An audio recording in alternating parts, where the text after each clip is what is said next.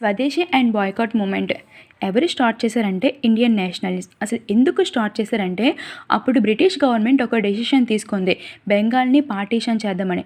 దీన్ని అపోజ్ చేస్తూ మన నేషనలిస్ట్స్ స్వదేశీ అండ్ బాయ్కాట్ మూమెంట్ని స్టార్ట్ చేశారు.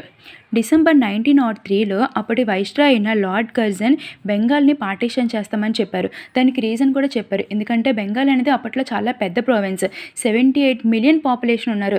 సో ఇదంతా అడ్మినిస్ట్రేట్ చేయడానికి చాలా కష్టమవుతుంది. అడ్మినిస్ట్రేషన్ పర్పస్ బెంగాల్ని పార్టీషన్ చేద్దాము అని చెప్పారు.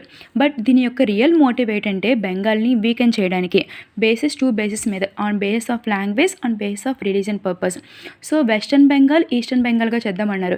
వెస్టర్న్ బెంగాల్ అంటే బీహార్, ఒరిస్సా ఇవన్నీ వస్తాయన్నమాట.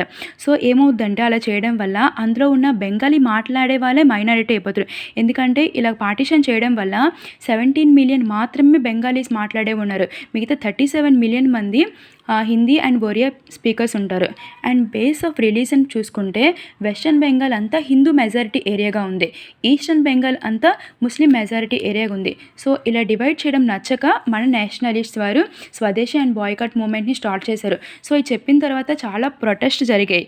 బట్ ఈ ప్రొటెస్ట్లు ఏం పట్టించుకుంటే 1905లో జూలైలో అనౌన్స్ చేశారనమాట పబ్లిక్ ఒపీనియన్ అంతటిని ఇగ్నోర్ చేసి మేము ఇంకా బెంగాల్ పార్టీషన్ చేస్తామనేసి. అప్పుడు ఏం చేశారంటే మన నేషనలిస్ట్స్ ఆగస్ట్ 7, 1905లో కలకత్తా టౌన్ హాల్లో ఒక మీటింగ్ పెట్టి బాయ్కాట్ రిజల్యూషన్ పాస్ చేశారనమాట. అంటే విదేశీ వస్తువులని అండ్ లివర్పూల్ సాల్ట్ని మొత్తం అంతటిని బ్యాన్ చేస్తే ఆ వాడకుండా మన స్వదేశీగా మేడ్ చేసుకునేవే వాడదామనేసి తీసుకొచ్చారు దీని రిజల్యూషన్.